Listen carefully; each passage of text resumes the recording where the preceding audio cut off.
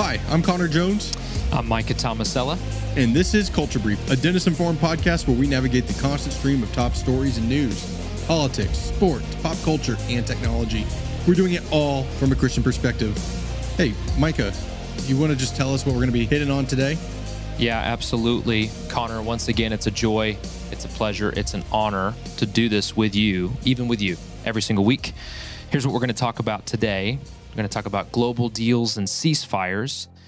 We're going to have an Aviation Corner section with Connor. So Aviation Corner with Connor. I'm assuming you named that yourself. That's cute, bud. Is there a larger conspiracy at play in the NBA? Pete Rose to the Hall of Fame, finally. Ooh, maybe. And so much more. Those are just sound bites. Those are just little snippets. You got to keep listening to hear us dive into it. So let's jump into the brief. The brief. All right, so let's talk about global deals and ceasefires. So the White House, Connor, the White House, Donald Trump, all the people he has working for him, is betting that diplomacy and economic leverage will accomplish what military pressure and isolation haven't. So different strategies from different presidents over maybe the last 15, 20 years. Is this what Donald Trump would call the art of the deal?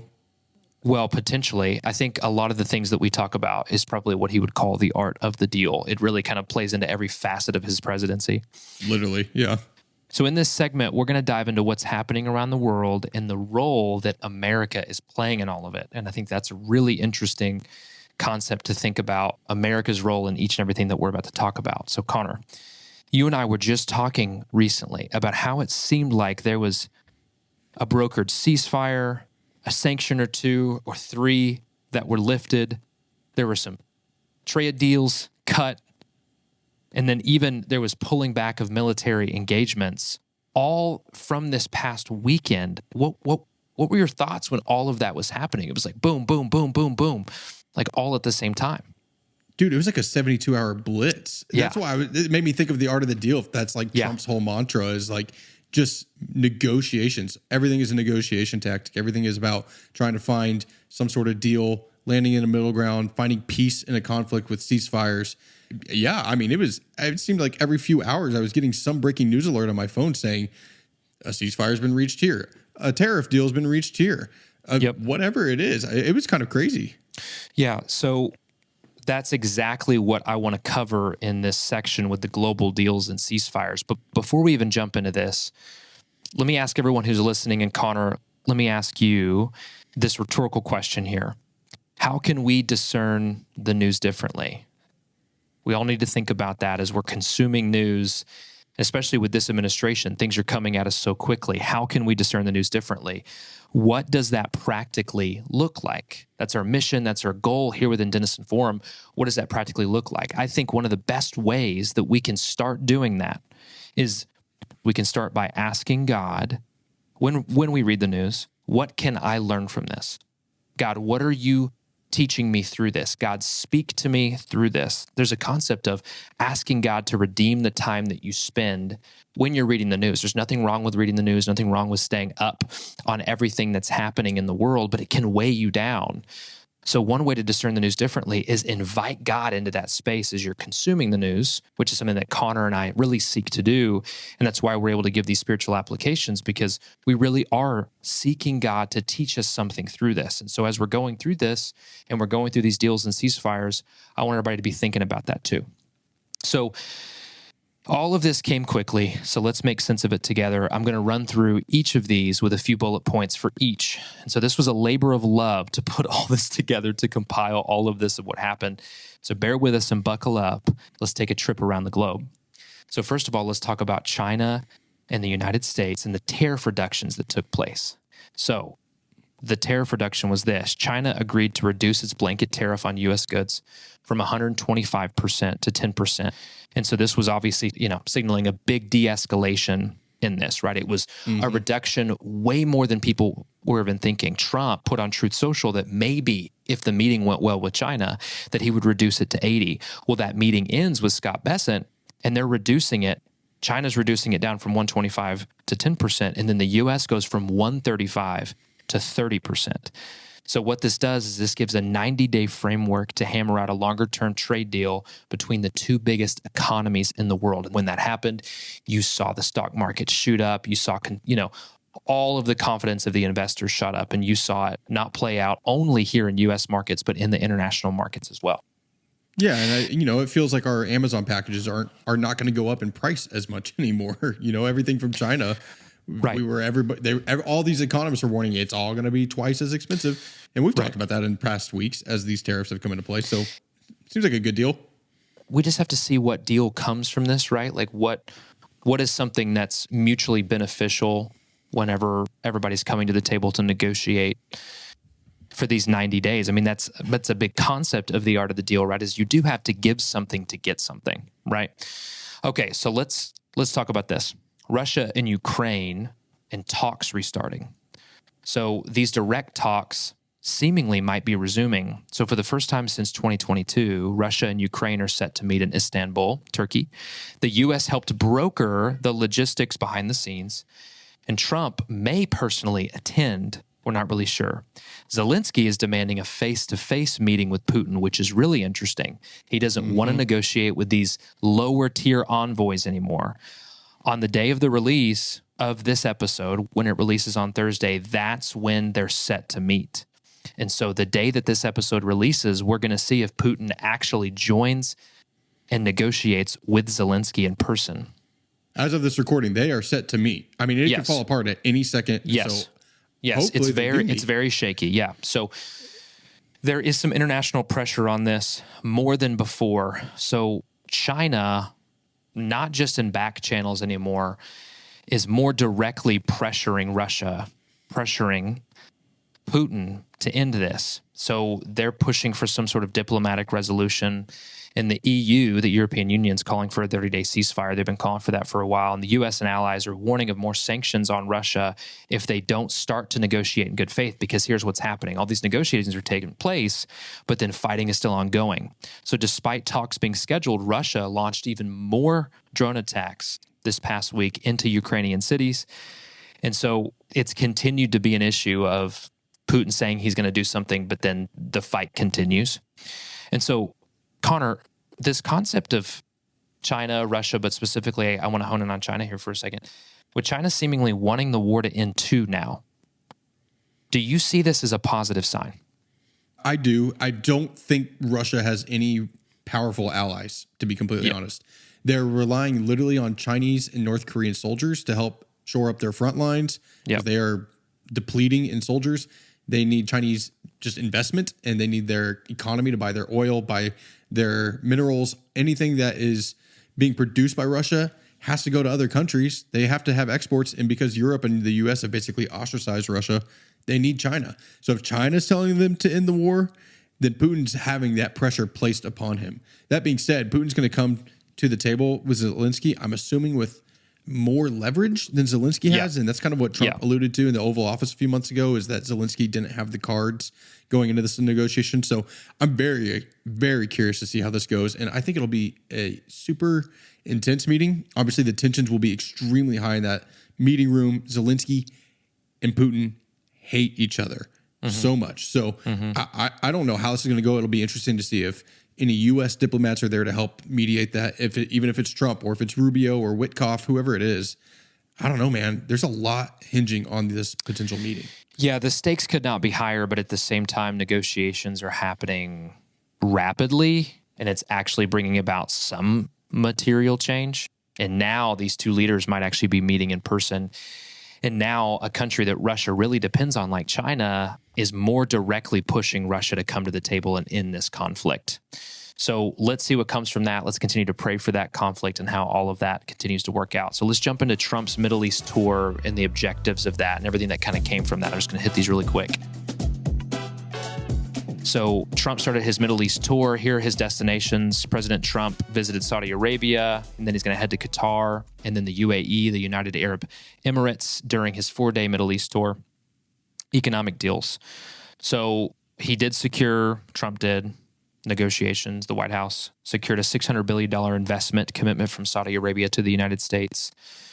You know, Trump sat down and he signed certain things, and then I even saw that they had like in Saudi Arabia, they had rolled out like a big rolling McDonald's. It was like this big bus, like this big trailer that was a McDonald's, so that Trump could go up and get his Big Mac and his Diet Coke. These countries know how to please him, and they butter him up. They know exactly what he likes. They escorted the Air Force One plane in with F-15s by his side, Saudi Arabian F-15s. Like they bring out all the show for the president. Yep. And so there is some diplomatic efforts with this. So encouraging Saudi Arabia to join the Abraham Accords, which is something that Trump did in his first term, which really kind of helps secure peace for Israel in the Middle East. Saudi Arabia is still not scoffing at that, but not agreeing to that at this point. But that is something with Palestine to be done. Yeah, but because they specifically, that's a good point. They want an established Palestinian state in order for that to happen. And so obviously that's kind of a big bugaboo there. And so Trump is hoping that something comes out of that. And then you had the U.S. and Iran nuclear talks. The U.S. and Iran have concluded the fourth round of nuclear negotiations. And so both sides are expressing, cautious optimism, but ultimately the U.S. doesn't want Iran to have nuclear capabilities. That's really what it comes down to. And Iran kind of is saying, well, we get it, but we still want it, and so on and so forth. And so we'll see what pans out with that. Israel and Hamas. So there was a hostage release. The last American hostage was released. His name was Eden Alexander. And so he's the last known living American hostage, and they held him for 584 days. You saw the video of him reuniting with his family. It was a beautiful, touching moment. I mean, that definitely gets you emotional if you watch that video. I mean, being held for 584 days in captivity is unfathomable. Can't imagine. Yep. And then India, Pakistan. So this was a U.S. brokered ceasefire. So you had India and Pakistan going at it, trading shots. We've talked about this before. Oddly enough, India and Pakistan, neighboring countries, 2 of the 9 countries on the planet that have nuclear capabilities. Whoa. I mean, that's crazy. And they're neighbors. And so the U.S. stepped in. They played a key role in brokering this ceasefire, and then they emphasized the importance of peace in this region. And then you had Syria. The U.S. lifted sanctions on Syria. So he announced all these sanctions being lifted, marking a significant change in American foreign policy following the recent collapse of the Assad regime. The goal of this aims to give Syria a chance at peace now that they do have a new regime. And then you had Yemen. This is the last one. You had the ceasefire with the Houthis. So the U.S. agreed to halt its bombing campaign against Yemen's Houthis after they agreed to stop attacking ships in the Red Sea. Again, we have talked about this before. It was disrupting trade. And so for now, that's stopping now. The Houthis did not say they would stop attacking Israel, but they did say that they would stop attacking U.S. ships or attacking, anything to do with trade. They shot down multiple drones too. And the ships lost 2 F-18s to the sea just from trying to avoid Houthi missiles. There's a lot of embarrassing things that happened with the U.S. military over there in Yemen. So I know the administration was eager to get a deal done there, a ceasefire deal, and say, stop shooting at us and we'll stop bombing you. Yep. And, Connor, in all this, because we just kind of blew through all of that, it just seems like across nearly every continent, the U.S. is repositioning itself right now. It's kind of my impression.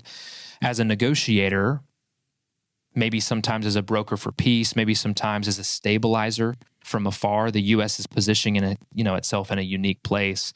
This week's headlines, I believe, reveal something bigger, and it's a return to diplomacy as a strategy. And it's interesting because the jury's still out on if these moves are going to work or not, right? It's going to take some time to see what sticks. But one thing is clear, America's hand was involved in every single thing. Like America's hand was heavily involved in every single thing I just mentioned, all over the world, all of these different conflicts, right? And so I wonder if these moves will pan out, and I wonder how they'll be viewed heading into 2026 and midterms, right? That's really, really important too. And so we'll see how that happens. But here's how God is hitting me on this story and how I'm processing this with God in this moment.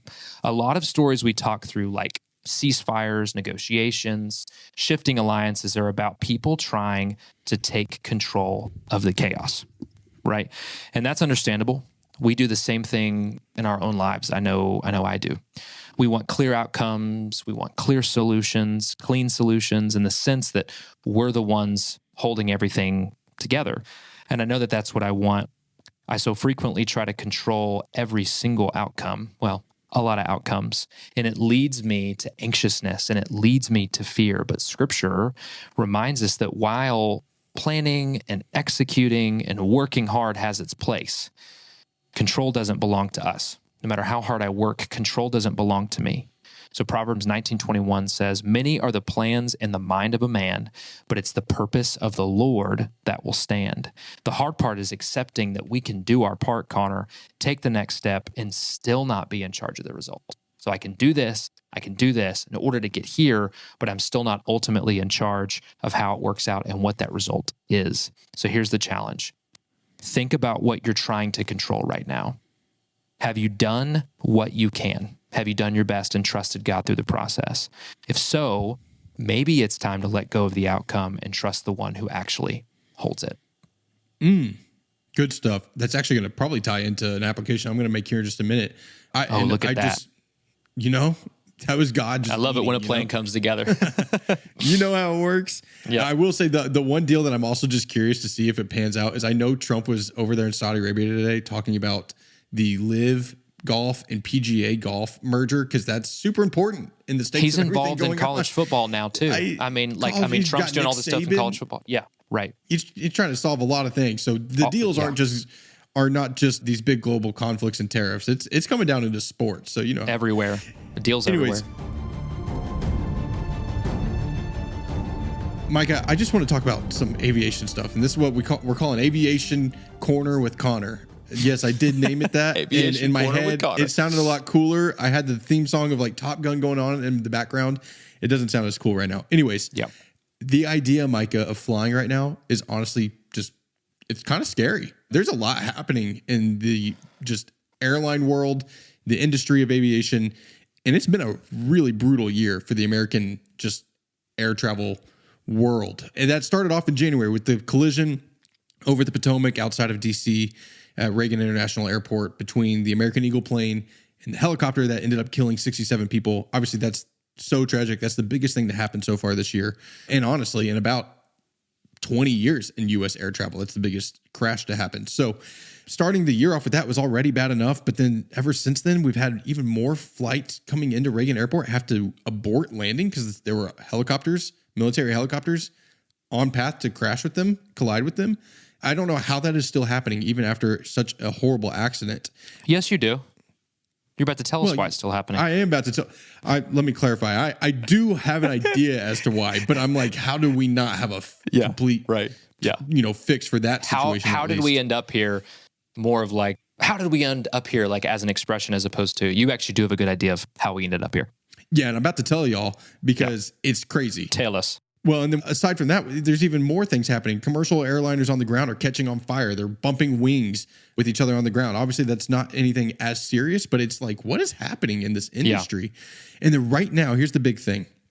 There is just an outdated and understaffed air traffic control system. And it is at the forefront of the news this week because of Newark Airport, where there has been several outages. There's been a lack of staff. There is a lot of scary things that have happened in recent weeks. So I definitely want to hit on some of that. But, Micah, even before I get to that, Newark Airport, infamous, well known as the, one of the big three airports in New York City and international just bastion of flights where people come in and out all across the world, specifically to Europe and even the Middle East. You and I have flown there together. And I got to say, I hate that airport and I feel bad that they're having these air traffic control problems, but I do remember spending like $12 on a bottle of water in that airport. So I've just got beef there. I was like, when did we fly to Newark together? When we went to Israel. Okay. Yeah. Yes. Yeah, okay. It was not our destination, but we stayed there for several. We were in there for several hours. Why did we go there? What? Together we did? Okay. Yes. I remember that. Yes. Anyways, Newark's been in an air traffic nightmare, specifically with thousands of flights in recent weeks delayed or canceled due to, like I said, the lack of adequate air traffic control. And honestly, these frightening tech glitches that left pilots and controllers completely in the dark.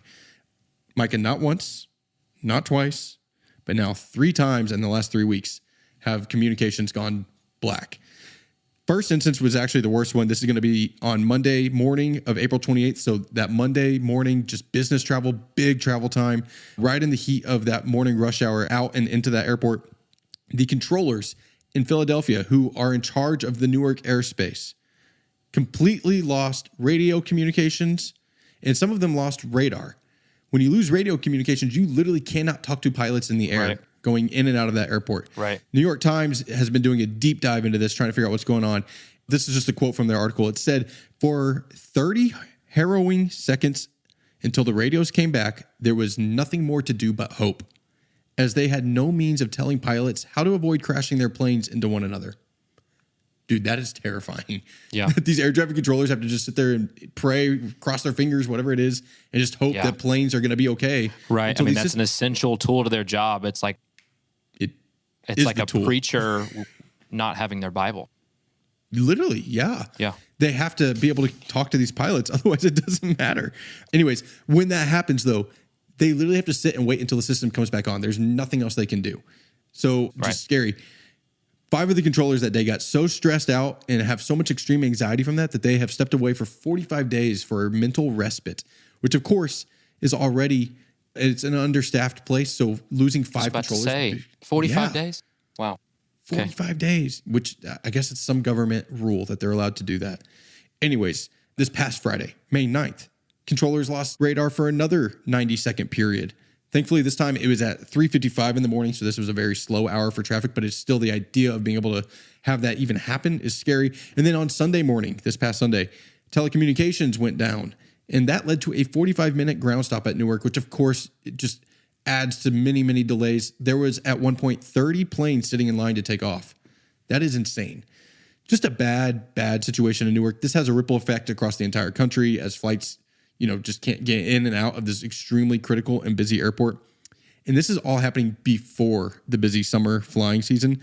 So if it's a headache now, I can't even imagine how it's going to be in June if they can't start getting some of this cleaned up. But, Micah, I mean... with all these incidents and air traffic control scares, I mean, how does this make you feel about flying? I think I'd be okay with still flying if I needed to. These issues still seem to be like pretty localized. And, oftentimes these issues don't seem to be coming down to like, hey, there's something wrong with air traffic controllers or maybe like their lack of training or something. This really kind of comes down to the technology. And maybe I'm just hoping, believing, and praying that whenever I fly, it's not going to happen to me. But you're right. This is becoming more widespread and something needs to be done about it. Yeah, definitely. To be completely honest, I'm over here like, dang, I don't really think I want to get on an airplane right now. And I don't have any plans to fly anytime soon. So I'm like, maybe they'll fix this. But if you're flying sometime soon as a listener, I will assure you that flying is still by far the safest mode of transportation. I just hope, it's a clear day and everybody can take off and land without any problems. Flying is safer than walking? Well, okay. Because walking's a mode of transportation. I guess, but I guess I was thinking of some sort of vehicle. Is flying safer than using a scooter? I don't know. But I'm talking about like driving in trains, and I don't know about walking. Although I would imagine more people die through pedestrians being hit by vehicles than by plane crashes each year. Probably. So, probably. Walk safe out there, people. Anyways, Micah, there is a 3,000 personnel shortage at the FAA for air traffic controllers. 3,000 across the nation. They cannot get anybody to come in and be an air traffic controller. This is all happening while airlines are also just trying to grow and expand their routes. So just bad timing as airlines try to grow. Yeah. The air traffic control shortage is getting worse. That's mostly because of a lot of retirements and basically a pause of training that happened during the pandemic. So there was just a bunch of people who retired and then not any new people coming in for a span of a few years there. And then for people who are joining the air traffic control ranks, it's really hard to recruit because it's a big commitment. It takes a year plus to actually get certified to do it. You have to move to Oklahoma City for 3 to 5 months to go to the academy to get certified.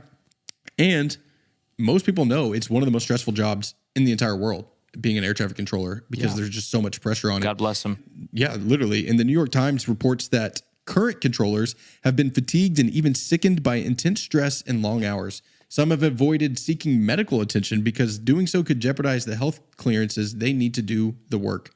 And turnover is frequent. Yeah, I would say it's not exactly a glamorous job and it's a hard sell, but the FAA is trying to bring people in with bonuses and recruiting incentives and retention incentives. There's signing bonuses. They have even offered to move people across the country with $100,000 bonuses to go to airports that need extra people. All this to say, Secretary of Transportation Sean Duffy, whose first day on the job was the D.C. plane crash. So he's just had a rough start. Had a lot going on. His tenure. A lot going on. He did lay out a plan this week to overhaul the entire outdated control system. And he's working on taking like some sort of immediate action to get the systems back up in Newark and a higher bandwidth of data there with backup systems and everything so that Newark can get back on track and not be in such a dire situation. That's just one piece of Aviation Corner. I also want to mention something else that kind of goes hand in hand with everything you just talked about with these Middle East travels that Trump's been doing. I don't know if y'all have seen, but the country of Qatar, the royal family from Qatar or Qatar? I'm not really sure. I'm going to call it Qatar. How about Qatar? That doesn't sound right at all. Qatar. No. There's Anyways, royal family from Qatar is gifting America, maybe America. Why did you say Donald gifting Trump, like I'm not that? sure. Gifting? You know, it's kind of an interesting gift. I say gift because that's what we're going to dive into here. It is. They're giving America a $400 million Boeing 747 that can be used as a temporary Air Force One until the actual new Air Force One is completed in the year 2027. This is because Boeing has been extremely late on delivering the new 747 Air Force One to the government, to the Air Force.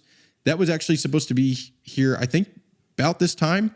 And Trump was expecting to use it, honestly, during his first presidency, which he thought was going to be 8 years, but he did not win in 2020. So it, had a 4-year gap, but the plane is still not here. And so he's been hounding Boeing. Wow, that's quite the delay. Boeing's had problems. This is just one of them. They left some astronauts up in space for 9 months. They've had plane crashes. They've had doors fly off their aircraft. They're not in a good situation. So this just compounds, and it's just embarrassing when the president is just hounding your company all the time saying, you haven't delivered my plane yet. And when the Qatari government is coming to gift a plane worth $400 million, and this would potentially be the largest gift ever to America. And it is going to be transferred afterwards, after being used as Air Force One until the Boeing plane arrives, to the Trump Presidential Library Foundation for ownership. In other words, it may be a literal personal gift to Donald J. Trump that he can continue to use after he is president. This is where it gets murky, right? Mm-hmm. Well, it's honestly, the whole thing's actually really murky, and that's because Qatar is technically a U.S. ally, but they're accused and well known for potentially financing terrorist groups, housing Hamas leaders in their nation, not doing anything about that even after the October 7th attack. And then national security. Are we really going to put the president on a plane that's from another country? This is going to be a big haul for the Air Force to retrofit the plane, sweep it for any bugs or anything, and make it secure with weapons and defense capabilities. And then, of course, there's a lot of critics saying this is entering corruption territory, not too distant from what Trump himself accused Joe and Hunter Biden of doing with their name and power with back-end sort of business dealings. And honestly, when we think about it, like, what even is Qatar's incentive to do this? I think a lot of people would say it's likely to buy influence, not just with the government, but with Trump himself as a businessman who is currently working on deals to build hotels and golf courses in the nation. So, it's kind of shady, to be completely honest. Even right-wing personalities such as Laura Loomer and Ben Shapiro have railed against this. Laura Loomer, who is really far right and a big fan of Trump, she said, I love President Trump. I would take a bullet for him, but I have to call a spade a spade. We cannot accept a $400 million gift from jihadists in suits. Ben Shapiro, right-wing commentator, taking sacks of goodies from people who support Hamas, Muslim Brotherhood, Al Jazeera, all the rest, that's not America first. And Senator Rand Paul spoke out saying Trump's acceptance of the gift could be unconstitutional, arguing that it's not worth the appearance of impropriety. Trump himself, of course, said it would be stupid to turn down a free airplane, which, I personally feel like I would take a free airplane, but either he's just ignoring the big picture here and the potential scandal that this is, or he's just like, it's free airplane, I'll take it. I'm not sure. Let me just say this real quick before you move on here. Think about it like this. No matter who you support, whether if it's Trump or you're a big Biden person, Obama person, whatever it might be, think about how you would react to this if it was the president that maybe you didn't prefer that was in the office. Like if you find yourself looking at this situation and saying, this isn't a big deal, would you say the same thing? if the shoe was on the other foot and the person you didn't want in office was currently in office. So just try to take a step back and look at the whole situation and then come to your own conclusions. Totally fair. That's a great point. And honestly, Micah, going back to everything you mentioned a second ago with all of these deals being made in the Middle East, this is just a piece of it. This is just like the checker or chess piece on a bigger board, and influence in different parts of the country from America's point of view, from the Middle East point of view, everything there. I just want to point back to some scripture here, and specifically what Dr. Jim Dennison, the founder of Dennison Forum, said in his article on Tuesday morning. He was talking more so about the Newark stuff and everything happening with air traffic control.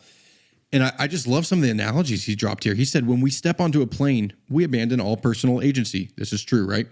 We are in the hands of pilots who fly the plane, the controllers who direct them, and those who maintain the equipment upon which we risk our lives. This is something we do quite easily, to be completely honest. I mean, we trust the technology and a stoplight to make sure that cars aren't going to crash into each other when we're driving. Totally. Right? We trust that engineers knew how to design the bridge and that it's not going to collapse underneath us as we're driving across it.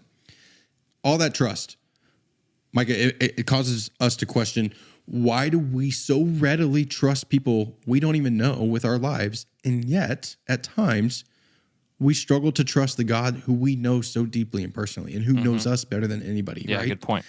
Numbers 15:39 says, not to follow after your own heart and your own eyes, which you are inclined to whore after.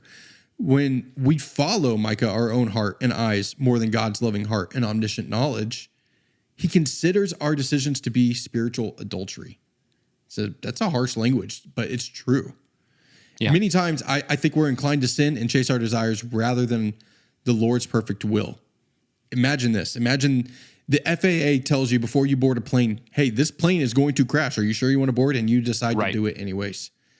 That's how we treat sin a lot of times. It's like we know it's destructive. We know it's going to crash, yet we still decide to get on that plane rather than the flight that God has intended for us to be at. Yeah. We go to the wrong gate. Thankfully, Romans 8 does say the law of the Spirit of life has set you free in Christ Jesus from the law of sin and death. To set the mind on the flesh is death, but to set the mind on the Spirit is life and peace. So I would just say, let God lead you to the right airport gate and get on the flight that leads to life and freedom as Jesus brought that opportunity to us. Don't board the flight that leads and lands in destruction. God has a plan for us. Follow that plan. Don't let sin tempt you into going the wrong way, into a path of destruction, and trust in him. He knows us way better than we know anybody who we're trusting with our lives each and every day. So I would say trust in him. Well, amen and all aboard. That's what I have to say on the matter. Connor, thank you for that. That was a great summation of that topic. Really good spiritual application there. So let's jump into our check-in section. But before I jump into that, I just want to mention the mailbag one more time.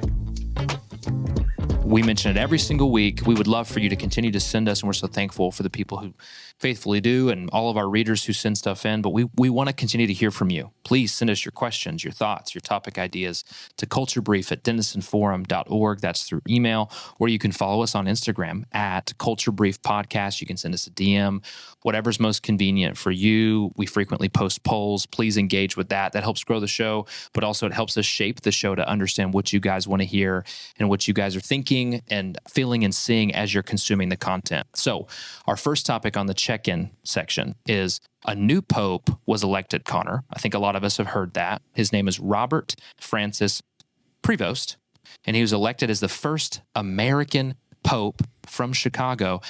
There was a big controversy because the Chicago Cubs, the Major League Baseball team, claimed that he was a fan of their team. Wrong. Come to find out, he's from the south side of Chicago, and he's actually a well-known Chicago White Sox fan. For those of you who don't know, there are two Major League Baseball teams in Chicago, one on the north side, one on the south side, and the new pope is a Chicago White Sox fan, and so they get to lay claim to that. Dude, they found an old clip of him at the 2005 World Series. Like the camera just zoomed in on him and his family. They were there at the game, and it's like, that's crazy. It's crazy, man. Yeah. That's funny. We were talking about it last week. We were like, the conclave is starting, and a few hours after our episode release, we had a new pope. So good for the Catholic Church. Hopefully he's a great pope. Also, check this out. Disney is going to build a new theme park. Guess where? The Middle East, in the United Arab Emirates in Abu Dhabi. Here's why I think this is interesting. It's going to be probably another decade before this park opens, but they made the announcement this week. I think it's interesting because the United Arab Emirates is relatively restrictive on a lot of things, including homosexuality, which has obviously been a big just cultural talking point between Disney and even some of the U.S. governments. Ron DeSantis specifically led a charge against some of the things that Disney World was doing in Florida with what they called the Don't Say Gay bill. That's not really what it was about, but that was just the name that caught on. Anyways, Disney stands really strong on that ground of pride and everything. So I thought it was very interesting that they almost, in my opinion, hypocritically are going against that and going to this country that won't even allow homosexuality on their doorstep. So just something to watch there. We'll see what happens over the next decade.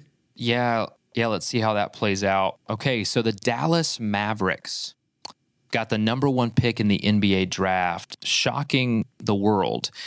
I wouldn't call them a doomed franchise, but a franchise significantly ailing and hurting after their star, Luka Doncic, was traded. Worst deal in sports history, Absolutely. Right? Like worst trade deal in sports Absolutely. history. They deserved everything bad that happens to them. So the Dallas Mavericks had a 1.8% chance to get the number 1 pick. I won't get into how all of it works, but it's literally a draft lottery that's overseen by Ernst & Young, like by EY, which is this large accountant company, one of the major ones. So this big surprise takes place. The Mavericks swoop in and get the number 1 pick. And people are talking about conspiracy theories. I mentioned that at the beginning of the show. This concept of, okay, the Dallas Mavericks trade away Luka Doncic to the Los Angeles Lakers, and then the NBA steps in and lets them get the number 1 pick, and most likely they'll be drafting Cooper Flagg, who seems to be the most sure thing coming out of the draft in several years, which would then revive the Dallas Mavericks franchise, which is in a top 5 market for the NBA. So there are a lot of people with their tin hats on saying that this is all rigged. The Mavericks trade away a generational player just to get another generational player. It just doesn't add up, right? That's what a lot of people would say. And everyone knows the Lakers are the NBA's favorite team. They are the most watched team. They are like the Dallas Cowboys of the basketball. And so they needed a new star to come in once LeBron retires. And so, the theory is they had the Mavericks send away Luka to the Lakers, and they were like, you guys send him away and we'll make sure we take care of you. You're going to get the number 1 pick in the draft. Against all odds, right? So there's your conspiracy theory right there. More sports real fast. The NFL schedule is slowly releasing, but the big game that has been announced so far is the season opener will be hosted by Super Bowl champions, Philadelphia Eagles. They will be hosting our very own Dallas Cowboys, which, kind of stinks. I feel like we're going to just start the season off with a big L, but it is what it is. So that's on September 4th. We are just a few months out from the NFL season, baby. Let's go. Baseball. Go. Yeah. Pete Rose, dude, he is no longer banned from baseball. Not that he can play anymore, first off, because he was old, and second off, because he did die last September. But he is now eligible to go into the Hall of Fame, be elected to the Hall of Fame. We'll see if he gets elected. Obviously, I think he's like the greatest hitter in MLB history. Yeah, he's first in like a lot of stats, right? Yeah. And he was banned because of gambling. He gambled on games. He will definitely be elected. He will definitely be elected into the Hall of Fame. He will definitely get in because, statistically, there's very few people that can touch Pete Rose. Okay, well, let's jump into the tune-in section. All right, so here's a few things to keep up with. That's kind of the point of this section. Hey, here's some things through this week to look out for. So the Republicans just introduced a new sweeping tax bill in the House. So House Republicans just introduced the sweeping tax bill that would make the 2017 Trump tax cuts permanent and add new breaks for things like tips, auto loan interest, and overtime. The bill is facing major pushback, Connor, from both sides of people in the Republican Party, because you're sitting there and you're saying, okay, the Republicans have majority. It might be just by a few seats, but why is it difficult to get this passed? Well, you've got fiscal conservatives worried about the cost of it, specifically because spending is actually going to go up. They're cutting a lot of things, but they're going to be putting a lot into defense spending, which is actually mean the spending is going to go up just a little bit. But then also you've got blue state Republicans, so Republicans who are elected in more Democratic states, worried about the potential reduction in funding to their states and to their constituents due to the tax cuts. So that's something to look out for. But this is something that Trump needs. This is a win that he needs, because all of these executive orders, they could just be signed away by the next president if they're not codified into law, if they're not actually passed by Congress. So this is a big deal, and so we'll see what happens with this one. Yeah, very interested to see that. Also, DC, there's a big book coming out that all of the District of Columbia is just waiting on pins and needles for. It's called Original Sin. It is by CNN anchors Jake Tapper and Axios reporter Alex Thompson. Let me just tell you the subheader of this to give you a gist of what this book is going to be. Yeah. The book is titled Original Sin, President Biden's Decline, Its Cover-Up, and His Disastrous Choice to Run Again. It's going to include details from over 200 interviews, and it is already being said to be explosive and detailing possibly the largest White House scandal and cover-up since Watergate. The idea that there were people in the White House who knowingly knew Joe Biden's mental and cognitive abilities were not there anymore, and they covered it up. They basically just gaslighted America, made them think something that was not true, and that we had a capable person leading the country. So not only covering it up, right, but he chose to run again, at least for a short period of time. So it's not only covering it up towards the end of his presidency, that's one thing, but there was a push within the White House from those people covering it up for him to run again. To stay in power, right. And and that he would win, and everybody knows that was probably not going to happen. And a lot of Democrats blame him not dropping out for Donald Trump being president now. Yeah. Why Kamala lost, so, This is going to be a very interesting book. It comes out on Tuesday. I'm not even a book reader, but I'll be reading this most likely. I plan to get it on Tuesday on my Kindle and read it from there. And then we'll just see what comes out of that. Micah, last but not least thing to tune into. If you're a golf fan, we love golf. PGA Championship this week starts on Thursday, ends on Sunday. Quail Hollow Golf Course in Charlotte, North Carolina. And hopefully this year, Micah, I would say, I really hope no pro golfers get arrested just trying to drive into the course. A year ago, Scotty Scheffler was just trying to get into the course, and he ended up in jail that morning. So there you go. I don't think Scotty Scheffler is going to get arrested again, so it's going to have to be somebody else. I'm assuming after how it went down last year, and if you're not sure what we're talking about, just look it up. It's a very interesting story. It'll just have to be somebody else because I think Scotty's going to be pretty careful. I feel like it has to be the Masters winner. It's got to be Rory this year. Wouldn't that would just be crazy. That'd be crazy. All right, guys. Well, thanks for joining us for this week's episode of the Culture Brief, a Denison Forum podcast. All articles, all videos mentioned will be linked in the show notes. If you enjoyed today's episode, please please subscribe, and please rate and review the show. Again, follow us on social media, email us, all that stuff, and share it with a friend. We'll see you next Thursday.